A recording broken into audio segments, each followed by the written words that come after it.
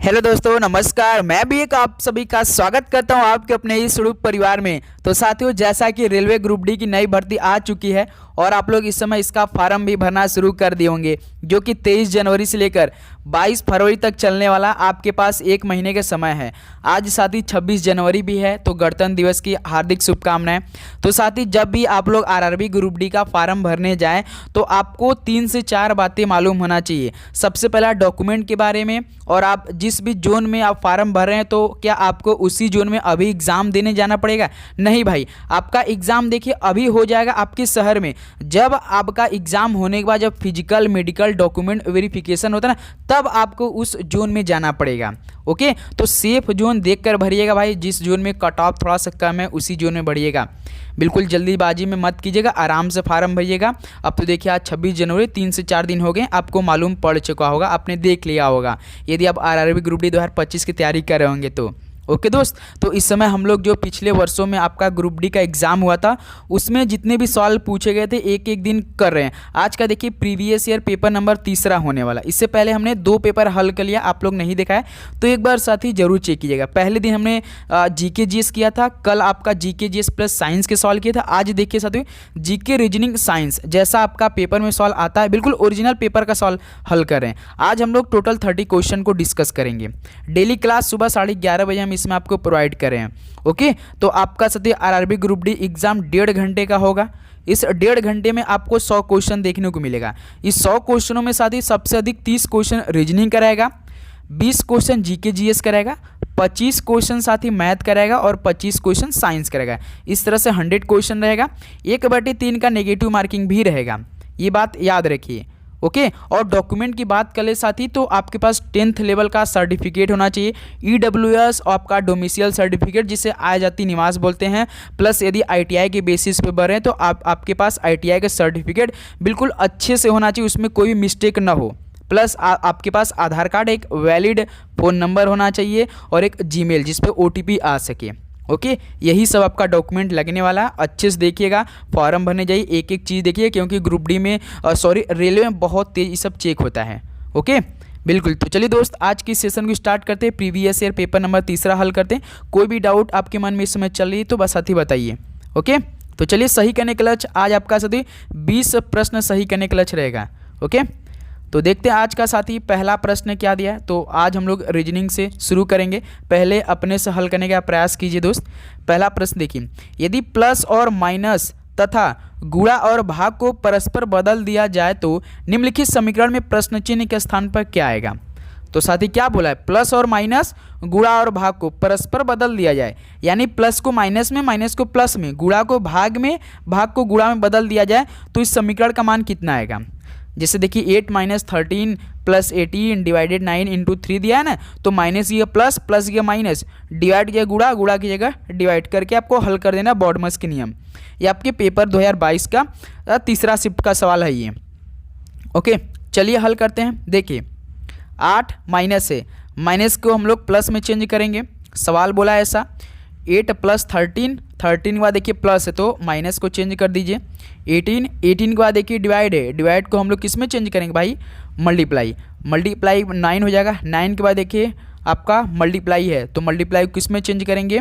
Divide में, तो यहाँ से 3 हो जाएगा। अब देखिए यहाँ से करेंगे तो 3 आएगा, फिर 3 का 18 में मल्टीप्लाई करेंगे तो कितना आपका आएगा? 54। तो 8 + 13 - 54, इतना हमने हल किया तो हमारा कितना आया? 54 आया। पहले देखिए डिवाइड किया, डिवाइड करने के बाद गुणा कर दिया। अब उसके बाद देखिए ये अगर कोई साइन नहीं रहता तो ये प्लस में रहता, आपको मालूम होना चाहिए। तो इसमें पहले हम लोग देखिए डिवाइड, मल्टीप्लाई, उसके बाद एडिशन। तो 8 और 13 कितना होता है आपका? 21 होता है, 21 होता है, माइनस 54 होता है। तो 54 में से 21 को घटाई कितना हो जाएगा? कितना हो जाएगा भाई? माइनस देखिए बड़ा यहाँ पे है तो माइनस का साइन पहले ही लग जाएगा, आपको मालूम होगा। अगर माइनस बड़ा है तो साइन लगेगा साथी माइनस का। अब घटाइए, देखिए 4 में से घटा 3, 5 में से 2 घटा 3, तो 54 में से साथी 21 को घटाएंगे 33, लेकिन साइन आपका माइनस में बड़ा है तो माइनस साइन लग जाएगा। तो आपका कितना हो जाएगा? -33 हो जाएगा। ऑप्शन ए हम लोग का पहले का राइट आंसर हो जाएंगे। ओके बिल्कुल, चलिए तो उम्मीद करूँगा आप लोग समझ गए होंगे बहुत ही अच्छी तरीके से। चलिए दोस्त अगला सवाल देखते हैं। क्वेश्चन नंबर आपका सेकेंड क्या दिया है? मेंडलीव का आवर्त नियम कहता है कि, बताइए मेंडलीव का जो आवर्त नियम है ये क्या कहता है? 19वीं शताब्दी में ये कहा गया था। आपसे सवाल पूछेगा कि मेंडलीव का आवर्त नियम किस शताब्दी में कहा गया था, तो 19वीं शताब्दी में कहा गया था। इसने क्या कहा था? इसने कहा था कि तत्वों के गुण उनके परमाणु द्रव्यमान के आवर्त फलन होते हैं। तत्वों के गुण उनके परमाणु द्रव्यमान के आवर्त फलन होते हैं। तो यहाँ से ऑप्शन क्या हो जाएगा दोस्त? बिल्कुल राइट आंसर हो जाएंगे। ओके, चलिए तो साथ ही आपका लास्ट में कितना स्कोर बनेगा इन 30 क्वेश्चनों में से जरूर बताइएगा। सभी फुल पेपर अच्छे से हल कीजिएगा, देखिएगा स्कोर आपका कितना बना है, प्लस एनालिसिस कीजिएगा कि सवाल कैसे बनेंगे पेपर में इस बार। ओके, क्वेश्चन नंबर 3 देखिए, कई प्रतिरोधकों को समांतर क्रम में जोड़ना निम्नलिखित समतुल्य माना जा सकता है। तो साथ ही जो कई रेजिस्टेंस है इनको मान लीजिए हम लोग समानांतर में जोड़ते हैं, जोड़ना दे, इसके समतुल्य क्या माना जा सकता है?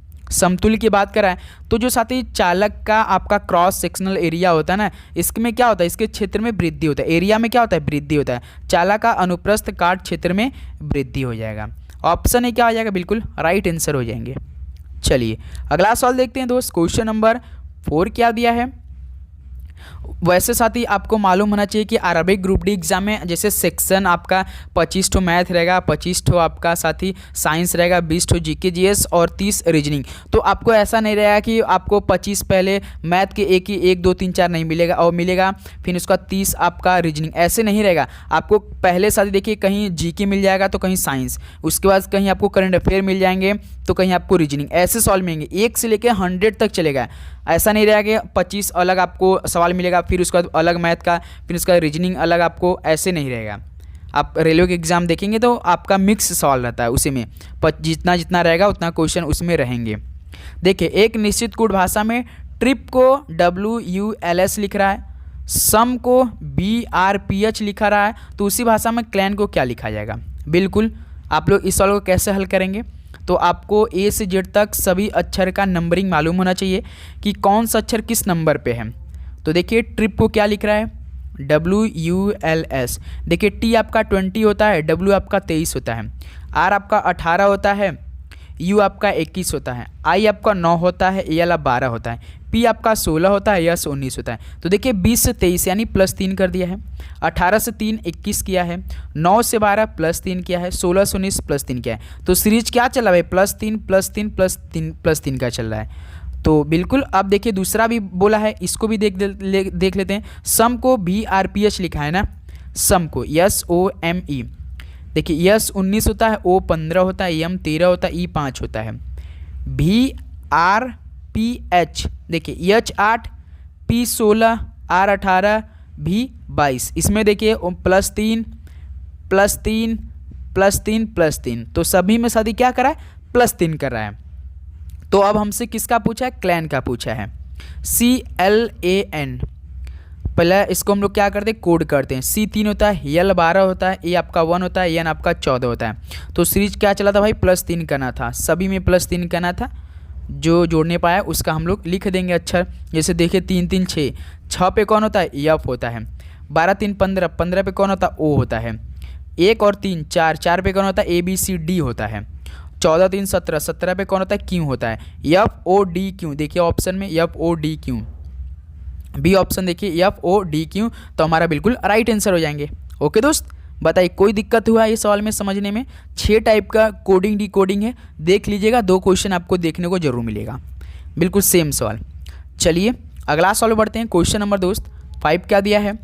हाइड्रोजन और ऑक्सीजन से जल बनाने की प्रक्रिया किसका एक उदाहरण है? हाइड्रोजन और ऑक्सीजन से जल बनाने की प्रक्रिया ये किसका एक उदाहरण होता है? भाई संयोजन अभिक्रिया का उदाहरण है। मोस्ट इंपॉर्टेंट सवाल है ये। जब ऑक्सीजन और आप H2O का से जल बना देते हैं तो ये किसका एक उदाहरण होता है? संयोजन अभिक्रिया का, H2O, याद रखिएगा। नेक्स्ट अगला सवाल देखिए दोस्त, क्वेश्चन नंबर 6 क्या दिया है? डैश किसको मूल शीर्ष की लगातार विभाजित होने वाली कोशिकाओं द्वारा दर्शाया जाता है? जो साथी आपका विभाज्योतक वृद्धि है ना, इसको मूल शीर्ष की लगातार विभाजित होने वाली कोशिकाओं द्वारा दर्शाया जाता है। ऑप्शन क्या हो जाएगा? बिल्कुल राइट आंसर हो जाएंगे। ये साथी 2022 के पेपर को हम हल कर रहे हैं, याद रखिए, अभी दो पेपर आपने नहीं देखा है तो आपसे रिक्वेस्ट है जरूर देखिएगा, और डेली का डेली साथ ही पेपर में जो हम कराते हैं वो जरूर देख कर आया कीजिए, क्योंकि आपको बेनिफिट होगा, क्योंकि मिलता जुलता ही सवाल अगले शिफ्ट में सवाल पूछा जाता है ना। एक दिन में 2 से 3 शिफ्ट होगा भाई। देखिए, फुटबॉल टूर्नामेंट के 75वें संस्करण संतोष ट्रॉफी 2021-22 को किस टीम ने जीता था? ये करंट अफेयर के सवाल था, लेकिन मैंने साथ ही इसको आपका सवाल बना दिया है। एक बार हमको आपको अवगत करा दें कि कैसे कैसे सवाल आ रहे थे। तो फुटबॉल टूर्नामेंट का 75वां संस्करण जो संतोष ट्रॉफी है 2021-22 का, किस टीम ने जीत लिया था? तो केरल ने जीत लिया था, केरल राज्य ने। बी ऑप्शन बिल्कुल राइट आंसर हो जाएंगे। चलिए अगला सवाल देखते हैं दोस्त, क्वेश्चन नंबर 8 क्या दिया है? कुसुम, शीशम, खैर, अर्जुन और शहतूत किस वनस्पति के मुख्य वृक्ष हैं? तो दोस्त कुसुम, शीशम, खैर, अर्जुन और शहतूत ये किस वनस्पति के मुख्य वृक्ष हैं? तो याद रखिए उष्णकटिबंधीय पर्णपाती वन के मुख्य वृक्ष है। ऑप्शन सी क्या हो जाएगा? बिल्कुल राइट आंसर हो जाएंगे। ओके, चलिए नेक्स्ट नंबर देखिए दोस्त, क्वेश्चन नंबर 9 क्या दिया है? कौन सा अनुच्छेद जीवन और व्यक्तिगत स्वतंत्रता की सुरक्षा से संबंधित है? तो कौन सा अनुच्छेद जीवन और व्यक्तिगत स्वतंत्रता की सुरक्षा से संबंधित है? तो दोस्त अनुच्छेद 21 है। डी ऑप्शन बिल्कुल राइट आंसर हो जाएंगे। तो साथ ही इस समय तो रेलवे ग्रुप डी का जो फॉर्म भरा रहा है 32,438 पद पे फॉर्म भरा रहे हैं, लेकिन साथ ही आपको टेंशन नहीं लेना है, इसकी वैकेंसी कन्फर्म बढ़ेगा, 100% बढ़ेगा, 50,000 प्लस तो होना तय है भाई, याद रखिएगा। इसलिए आप लोग फॉर्म भरिए और तैयारी अभी शुरू करिए, क्योंकि एग्ज़ाम भी साथ ही इसका 3 से 4 महीने में करा लिया जाएगा, ज़्यादा देरी नहीं चलेगा, क्योंकि अगले साल चुनाव है। इसी को देखते हुए जितना ही जल्दी हो सकेगा आपका एग्ज़ाम हो। इसके बाद एसएससी के बहुत सारे एग्ज़ाम शुरू होगा, रेलवे के बाद एसएससी के सारे एग्ज़ाम शुरू हो जाएंगे इसी साल। ओके, सबसे पहले सिलेक्शन पोस्ट का होगा, फिर उसका CHSL का, फिर उसका MTS का, ऐसे एग्ज़ाम चलने वाला है भाई। मानव हृदय में शीतलन के दौरान निम्नलिखित में से कौन सी घटना घटित होती है? मानव हृदय में शीतलन के दौरान कौन सी घटना घटित होती है? तो आपको मालूम है जो रक्त नीला है में क्या हो गया, रक्त क्या होती है, नीला में प्रवेश करती हैं या करता है मानव हृदय में शीतलन के दौरान, रक्त नीला में प्रवेश करता है। ऑप्शन सी क्या हो जाएगा दोस्त? बिल्कुल राइट आंसर हो जाएंगे। चलिए नेक्स्ट नंबर देखते हैं, question number 11। Calcium sulphate dihydrate किसका रासायनिक नाम है? तो कैल्शियम सल्फेट डाइहाइड्रेट किसका रासायनिक नाम है? तो जिप्सम का है। बी ऑप्शन क्या हो जाएगा? बिल्कुल राइट आंसर हो जाएंगे। चलिए अगला सवाल देखते हैं दोस्त, क्वेश्चन नंबर 12 क्या दिया है? ये भी देखिए करंट अफेयर के सवाल थे। जून 2022 तक निम्नलिखित में से किस राज्य में पंचायती राज संस्थाएं मौजूद नहीं थी? जून 2022 तक किस राज्य में पंचायती राज संस्थाएं मौजूद नहीं थी? तो ये नागालैंड राज्य में। ऑप्शन सी बिल्कुल राइट आंसर हो जाएंगे। चलिए एक सवाल हम आप सभी से पूछना चाहेंगे कि साथी जो 1 से लेकर 10 दिसंबर तक जिसे त्योहारों का त्यौहार बोलते हैं नागालैंड राज्य में, वो कौन सा फेमस फेस्टिवल है, कौन सा फेमस त्यौहार है? बताइए कमेंट बॉक्स में आप लोग। 1 से लेकर 10 दिसंबर तक मनाया जाता है, हर एग्जाम में पूछता है भाई, एसएससी का तो मान लीजिए फेवरेट सवाल है वो। 30 नंबर देखिए, आय में प्रति इकाई वृद्धिकरण प्रत्याशित उपभोग में वृद्धि की दर को क्या कहा जाता है? तो आय में प्रति इकाई वृद्धिकरण प्रत्याशित उपभोग में वृद्धि की दर को सीमांत उपभोग प्रवृत्ति कहा जाता है। ऑप्शन ए क्या हो जाएगा दोस्त? बिल्कुल राइट आंसर हो जाएंगे। चलिए अगला सवाल देखते हैं, क्वेश्चन नंबर 14 बताइए। जनवरी 2022 तक कौन सा देश खीरे का विश्व शीर्ष निर्यातक बन गया था? देखिए दोस्त, पेपर आपका हुआ था किस महीने में? सितंबर में हुआ था, लेकिन एग्जाम आपका करंट अफेयर के सवाल का पूछ रहे भाई जनवरी से। वही साथी जो 2019 का फार्म आप लोग भरे थे, एग्जाम जाकर 2022 में हुआ था, वही पेपर का सवाल है ये। तो जनवरी 2022 तक कौन सा देश खीरे का विश्व शीर्ष निर्यातक बन गया था? तो भारत देश बन गया था। ऑप्शन ए बिल्कुल राइट आंसर हो जाएंगे। अगला सवाल देखते हैं दोस्त, क्वेश्चन नंबर 15 क्या दिया है? एक लेंस द्वारा निर्मित आवर्धन किसके बराबर होता है? एक लेंस द्वारा निर्मित आवर्धन किसके बराबर होता है, किसके इक्वल होता है? तो V बराबर U के बराबर होता है। ऑप्शन सी दोस्त क्या हो जाएगा? बिल्कुल राइट आंसर हो जाएंगे। ये आप लेंस पढ़ेंगे तो फिजिक्स पढ़ेंगे तो ये सब सारा आपके बीच आएगा, देखने को मिलेगा। नेक्स्ट 60 नंबर देखिए, निम्नलिखित में से किस वर्ष भारतीय राजभाषा अधिनियम पारित किया गया था?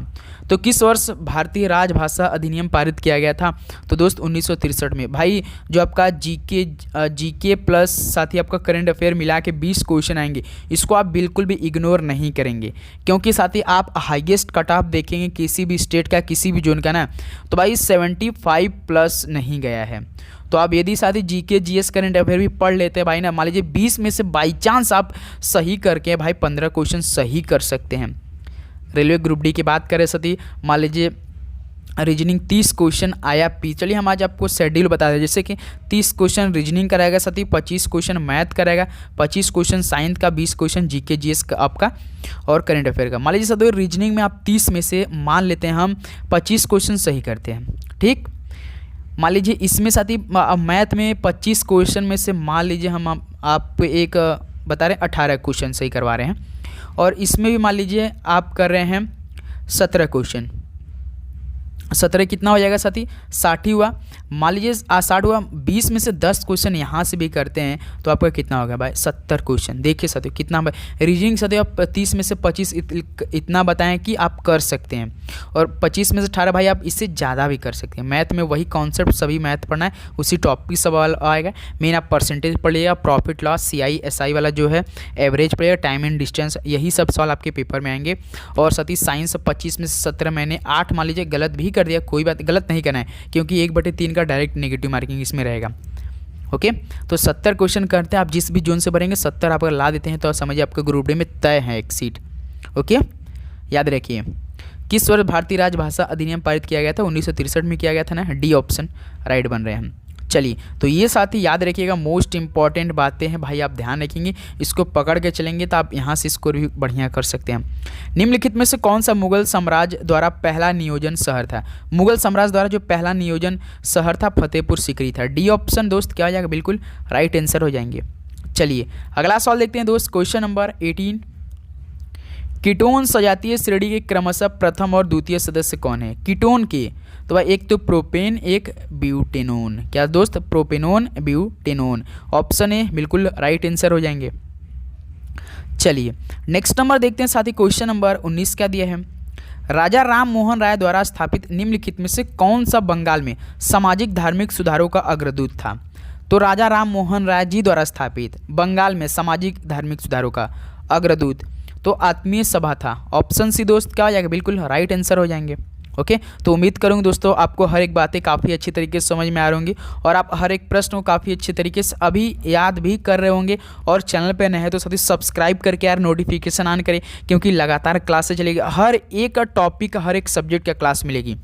याद रखिए बिल्कुल, मतलब साथ ही जेन्युइन सवाल में जो आपके पेपर में आए, जो इस बार रेलवे एग्जाम में कोई भी एग्जाम सबसे पहले देखेंगे आप, आपका ALP, उसके बाद साथ ही टेक्नीशियन JEE का एग्जाम हुआ ना, उसी आधार पे साथ ही इस बार भी ग्रुप डी का एग्जाम होगा, तो बिल्कुल वैसा ही प्रश्न तैयारी होने वाला है। ओके, आपको एक सरप्राइज देने वाले कौन टीचर आपके बीच आएंगे, देखिएगा साथी।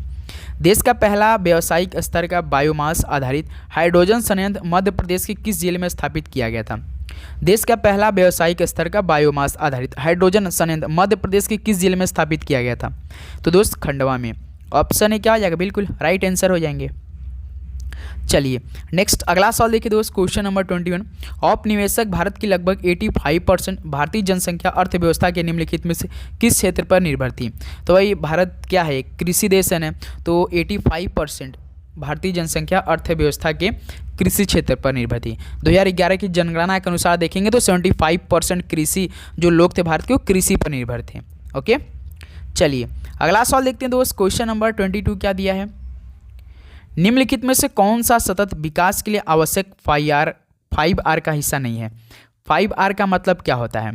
देखिए रिफ्यूज होता है, 5R मतलब 5R का फुल फॉर्म क्या हो जाएगा, रिफ्यूज होगा, उसके बाद रिड्यूस हो जाएगा, रिफ्यूज, रिड्यूस, उसके बाद रीयूज, उसका रीपर्पज, उसका लास्ट रिसाइकिल, ये 5 होंगे साथी। देखिए क्या हो जाएगा, रिफ्यूज, रिड्यूस, उसका रीयूज, चौथा रीपर्पस होता है, एक रिसाइकिल होता है। तो देखिए रिफ्यूज है, रीपर्पस, रिसाइकिल, लेकिन साथी पुनर्जनन नहीं है। याद रखें 5R का हिस्सा रीजनरेशन नहीं होता है। बी ऑप्शन क्या हो जाएगा, बिल्कुल राइट आंसर हो जाएंगे। ओके, चलिए नेक्स्ट अगला सवाल देखिए, क्वेश्चन नंबर 23। एशियाई शेरों की आबादी मुख्यतः किसके संरक्षित पार्क क्षेत्र में रहती है? एशियाई शेरों की आबादी मुख्यतः जो है ये आपका गिर राष्ट्रीय उद्यान के संरक्षित पार्क में रहती हैं। बी ऑप्शन क्या बनेंगे यहाँ से आपका, बिल्कुल राइट आंसर हो जाएंगे। चलिए नेक्स्ट अगला सवाल देखते हैं साथी, क्वेश्चन नंबर 24 बताएंगे। नीति आयोग राष्ट्रीय बहुआयामी गरीबी सूचकांक 2021 के अनुसार कौन सा राज्य सबसे गरीब था? भाई जो नीति आयोग राष्ट्रीय बहुआयामी गरीबी सूचकांक 2021 के अनुसार कौन सा राज्य सबसे गरीब था? तो भाई बिहार ही था। 2011 की जनगणना के अनुसार देखेंगे तो बिहार ही था साथी। ऑप्शन सी क्या हो जाएगा? बिल्कुल राइट आंसर हो जाएंगे। चलिए नेक्स्ट अगला सवाल देखिए, क्वेश्चन नंबर 25 साथी। निम्नलिखित में से कौन सा तत्व सर्वाधिक विद्युत धनात्मक है? सीजियम, मैग्नीशियम, कैल्शियम या सोडियम? बताइए कौन सा तत्व सर्वाधिक विद्युत धनात्मक है? तो साथी सीजियम है। ऑप्शन ए बिल्कुल राइट आंसर हो जाएंगे। ओके चलिए नेक्स्ट अगला सवाल देखते हैं, क्वेश्चन नंबर 26 क्या दिया है? निम्नलिखित में से कौन सा औषधीय पौधा रक्तचाप के इलाज के लिए सबसे अच्छा उपाय है? तो कौन सा औषधीय पौधा रक्तचाप के इलाज के लिए सबसे बेस्ट है साथी, सबसे बेस्ट उपाय है? बताइए। तो जो सर्पगंधा है ना साथी, ये डी ऑप्शन क्या हो जाएगा? बिल्कुल राइट आंसर हो जाएंगे। तो साथी आपका लास्ट में इन 30 क्वेश्चनों में से कितना स्कोर बनेगा ये जरूर बताइएगा। ओके अगला सवाल देखिए, क्वेश्चन नंबर 27। कास्टिक सोडा का प्रयोग सामान्यतः किसमें नहीं किया जाता है? तो कास्टिक सोडा का जो प्रयोग किया जाता है, एक तो डिटर्जेंट उद्योग में किया जाता है, कपड़ा उद्योग में किया जाता है, कागज और लुगदी उद्योग में किया जाता है, लेकिन साथ जो अमोनिया NH3 का निर्माण है ना, इसमें नहीं किया जाता है। NH3 का निर्माण में NH3 के प्रोडक्शन में नहीं किया जाता है साथ ही कास्टिक सोडा का प्रयोग, समानता की बात कराएं। ऑप्शन डी बिल्कुल राइट आंसर हो जाएंगे। चलिए नेक्स्ट अगला सवाल देखते हैं, क्वेश्चन नंबर 28 बताएंगे। किसी तारे की आभासी स्थिति में थोड़ा परिवर्तन होता रहता है क्योंकि? किसी तारे की आभासी स्थिति में थोड़ा परिवर्तन होता रहता है क्योंकि साथ ही इसमें क्या होता है? जो वायुमंडल की क्या होती है, फिजिकल होती है होती है ना साथी, भौतिक स्थितियाँ वो क्या हमेशा बदलती रहती हैं। वायुमंडल की भौतिक स्थितियाँ स्थिर रहती है, बदलती रहती हैं। देखिए बदलती, ऑप्शन डी देखिए, वायुमंडल की भौतिक स्थितियाँ बदलती रहती हैं, तो इसके कारण तारे की जो आभासी स्थिति है इसमें थोड़ा परिवर्तन होता रहता है। ओके चलिए नेक्स्ट अगला सवाल देखते हैं, क्वेश्चन नंबर 29। ये देखिए दोस्त रीजनिंग के सवाल है, इसको हल करिए आप लोग। निम्नलिखित में से कौन सी संख्या दी गई श्रेणी में प्रश्न चिन्ह को प्रतिस्थापित करेगी? तो यही आपका है, जैसे देखिए 2, 14, 17 उसका 210 है, तो इस क्वेश्चन मारिएगा क्या आना चाहिए बताइए। तो देखिए 2 7 14 यानी इसमें सती 7 का मल्टीप्लाई किया, फिर 14 25 70 देखिए 5 का मल्टीप्लाई किया है, फिर इसका देखिए 3 का मल्टीप्लाई किया। सीरीज क्या चला है? 7 5 3 विषम संख्या, तो अगला विषम संख्या क्या आना चाहिए? यदि सीरीज को फॉलो करें 7 5 3 1, तो 210 का 1 में मल्टीप्लाई करेंगे तो कितना आएगा? भाई किसी चीज़ नंबर का 1 में मल्टीप्लाई करेंगे तो वही नंबर आ जाएगा, तो 200 का 10 का मल्टीप्लाई करेंगे तो 210 ही आ जाएगा। देखिए ऑप्शन ए क्या बन रहा है आपका? बिल्कुल यहाँ से राइट आंसर हो जाएंगे। ओके चलिए नेक्स्ट अगला सवाल देखिए दोस्त, क्वेश्चन नंबर 30।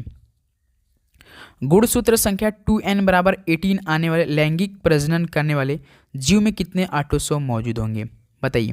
तो भाई जो एक्स वाई होते एक जोड़ी से बोलते हैं, 2n बराबर 46 होता है, तो साथ यहाँ से 23 बनेंगे, n हो जाएगा, जोड़ी कितना होगा? 23 हो जाएगा।